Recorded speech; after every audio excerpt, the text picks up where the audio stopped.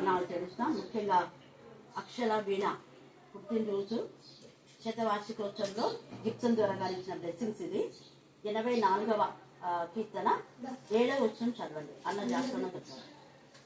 84వ కీర్తన 7వ వచనం.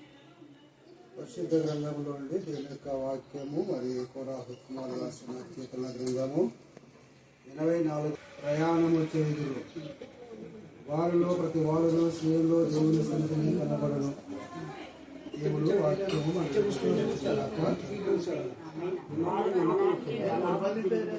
ప్రయాణం చేయాలి.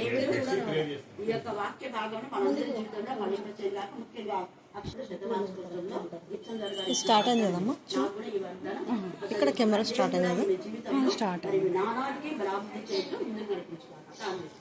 ప్రేమ గల ప్రభా మీకు ఎంతగానో వన్నాలు శుద్ధులు స్తోత్రం చెల్లించుకుంటున్న మీ సర్వేమందు ప్రత్యేక రీతిలో నా ప్రభ నా తల్లి కుమారు నా తల్లి ప్రభాకర్ మా తల్లి జయంతిని మీరు జ్ఞాపకం చేసుకుని ఆ బిడ్డలు నా ప్రభ నా తల్లి వివాహం మీకు గుర్తుగా మీరు ఇచ్చినటువంటి నా తల్లి ప్రస్తుతాన్ని చేయండి నా ప్రభ.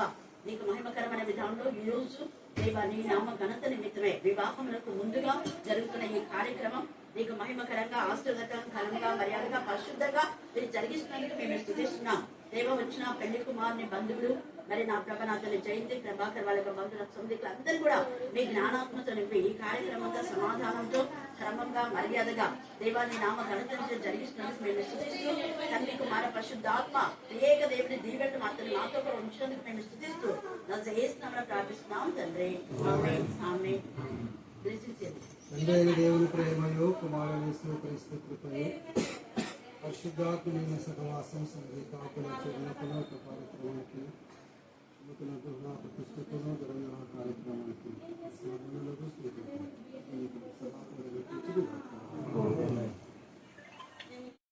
పిలుపులో పాల్పొంది పరిశుద్ధ సహోదరులారా మనము ఒప్పుకొనిన దానికి అపోస్తలులను ప్రధాన యాజకుడైనను యేసు మీద లక్ష్యము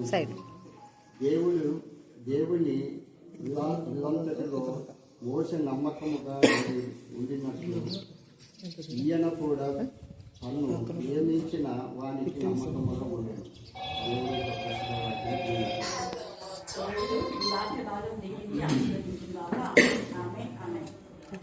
లేఖన భాగంలో మనం జ్ఞాపకం చేసుకుంటే ఆదికాండం నుంచి ప్రకటన వరకు చాలా వృక్షాలు ఉన్నాయి. మనం ఆదికాండంలో 18వ అధ్యాయంలో అబ్రహాము గురించి చూస్తే అక్కడ మొదటిగా ఆతిథ్యం ఇచ్చినట్టుగా మనం చూస్తున్నాం. అంటే తెలియకయే తండ్రి కుమార పరిశుద్ధాత్మ మరి రావడం మనిషి ఆకారంలో వచ్చి మొదటిగా వాళ్ళు ఆతిథ్యం తీసుకుంటారు. ఆతిథ్యం ఇవ్వడం మర్చిపోకూడదు అని చదివించారు. ఏ గృహమైనా మనం ఆతిథ్యం ఇవ్వడం ద్వారా అనేక బ్లెస్సింగ్స్ వస్తాయి. ఆ యొక్క వాళ్ళకున్న కొలతను ఆతిథ్యం ద్వారా దేవుడు తీర్చాడు. అలాగనే సునేమీరాలు మనం చూస్తే 2వ రాజులు 4వ అధ్యాయంలో ఆమె కూడా మరి ప్రవక్తను చేర్చుకున్నందుకు ప్రవక్త ఫలాన్ని ఆమె పొందుకొని ఆమె లేమిలో సమృద్ధి అనే జీవితాన్ని దేవుడు ఆమె ఇచ్చాడు. తర్వాత అపోస్తుల కార్యం మనం చూస్తే 16వ అధ్యాయంలో నృత్య దైవజనులను బలవంతం చేసి వాళ్ళ ఇంట్లో చేర్చుకోవడం ద్వారా వీళ్ళందరికీ రక్షణ వస్తుంది. అంటే మన గృహము ఆతిథ్యం ఇచ్చే గృహంగా, రక్షణ గృహంగా, అనేకులకు వెలుగును అందించే గృహంగా, మరి అనేకులను దేవునికి మహిమకరమైన విధానంలో నడిపించే గృహంగా, ఆనందింపజేసే గృహం. మోషే ఇల్లంతలో నమ్మకంగా ఉండినట్లు అనే మాట మనం చూస్తే దేవుని ప్రభాకర్ నాకు బాగా తెలుసు.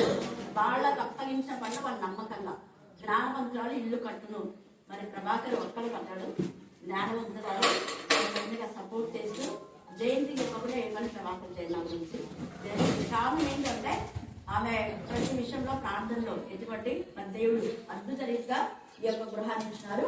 మరి ఈ గృహంలో ఉన్న ప్రతి బిడ్డ నమ్మకం అంటే దేవుడి పైన మనం నమ్మకం ఇచ్చినప్పుడు మన ప్రతి అక్కర ఔషధ ఆయన తీర్చేవాడుగా ఉన్నాడు. అందుకే ఇక్కడ మోషే ఇల్లంతలో నమ్మకంగా ఉన్నాడు అన్నాడు. అలాగే మన హృదయం అనే ఇంటిలో మనం యేసయ్యను ఆహ్వానించినప్పుడు మనం యేసయ్యకు నమ్మకంగా ప్రతి విషయం, నమ్మకం అంటే ప్రతి విషయంలో ఆయన ముందుంచుకొని ముందుకు వెళ్ళడమే. ఇప్పుడు ఇంత రాజకీయంగా ఉన్నా కూడా మరి మంచి ఆలోచన నిర్వహించాలి. నేను అక్కడ కింద చూసినప్పుడు అన్ని వాక్యాలు ఎంతో సంతోషంగా ఆ పెంచిన పెంపకం నిజంగా జయంతి వీళ్ళందరికీ అప్పుడు ట్రైనింగ్ ఇదే. వాక్యం ఎక్కడున్నా మన వాక్యం మర్చిపోలేదు. అదే ఆ వాక్యాలే మనల్ని ఎంతగా షేర్ చేస్తాయి. అలాగనే నమ్మకంగా దేవుడి పైన మనం నమ్మకం ఇచ్చినప్పుడు దేవుడికి అనేక విధాలుగా మనల్ని ఆశీర్వదించే దేవుడుగా ఉంటున్నాడు. ఈ యొక్క ఇల్లు ముఖ్యంగా ప్రతి ఇంటిలో ఉప్పు అనేది ప్రతి ఇంట్లో ఉంటుంది కదా. షాకాళ్ళ ఇంట్లో ఉంటుంది, పేదల ఇంట్లో, ఎవరింటైనా ఉప్పు ఉంటుంది. ఏసయ్య అందుకనే మీరు లోకంలోకి ఉప్పు అయి ఉన్నారు అన్నారు. మరి జయంతి ప్రభాకర్ మరి ఈ ఇంటికి ఉప్పుగా, మరి వాళ్ళ యొక్క పార్టీలో ఉప్పుగా, మరి జయంతి వారి కుటుంబంలో పిల్లలకు ఉప్పుగా తన రుచి కలిగి ఆ రుచిని తన పిల్లలకు చేయించింది. అందుకని పిల్లలు దేవుడి యొక్క భయభక్తుల బిడ్డగా మరి మంచి జీవితంలో వాళ్ళు పెరిగారు. దేవునికి స్తోత్రం. ఆ ఉప్పు యొక్క లక్ష్యం ఏంటంటే ఉప్పు పురుగు పట్టకుండా క్రిమి సంహారం, అంటే చెడు త్రోవలు నడవకుండా పిల్లలు మంచి త్రోవలు నడిపించారు. దేవునికి స్తోత్రం. పిల్లలు యెహోవా అనుగ్రహించే స్వాస్థ్యం, గర్భఫలం యెహోవా ఇచ్చే బహుమానం. ఆ బహుమానాన్ని దైవికమైన విధానంలో పెంచి దేవునికి మళ్ళా వాడు అప్పగించడం ఎంత శ్రేష్టమైనటువంటి విషయం. చాలా మందికి పిల్లలు ఉంటారు, కానీ వాళ్ళ పిల్లల లైఫ్ సరైన విధానంలో ఉండదు. కానీ ఉప్పు లాగా మనం ఉండాలని, మన పిల్లలు కూడా ఉప్పు లాగా ఉండాలని దేవుడు ఈ వాక్యం ద్వారా మనకు తెలియజేస్తున్నాడు. ఏంటంటే అది దేంట్లోనైనా కలిసిపోతుంది.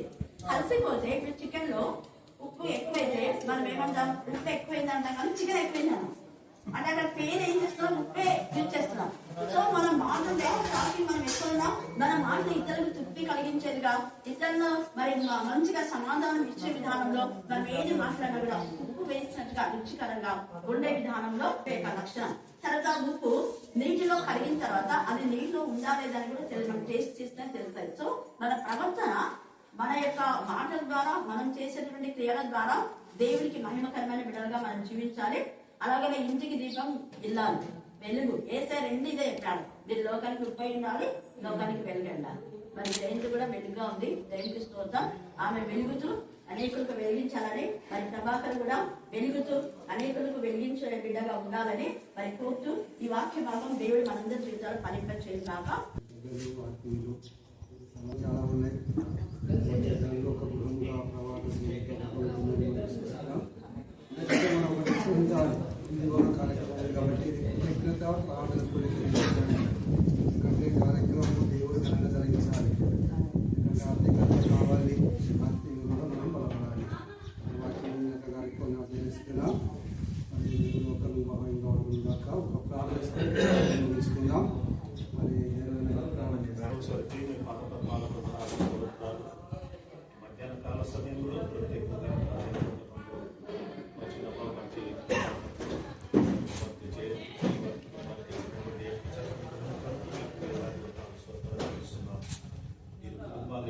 చూపించినటువంటి సాక్ష్యాలను బట్టి వదనాలు యెహోవాయందు భయభక్తులు కలిగి ఆయన త్రోవలో అలాంటి ధన్యత వారికి దయచేయబట్టి యెహోవాయందు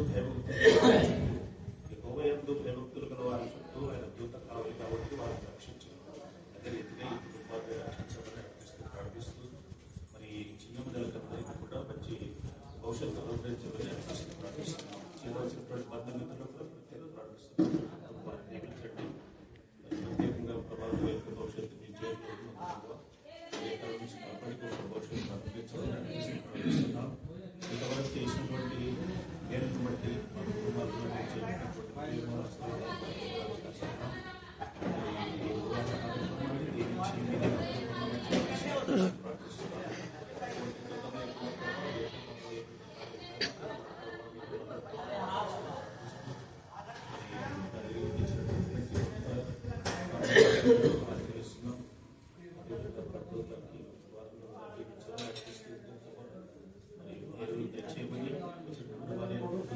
దీవించి తెలియజేయమని అర్థిస్తూ ప్రార్థిస్తూ ఇచ్చినటువంటి ఈ చక్కని కొరకు మీకు మరి ఒకసారి వందనాలు స్తోత్రాలు చెల్లిస్తూ ఈ దినం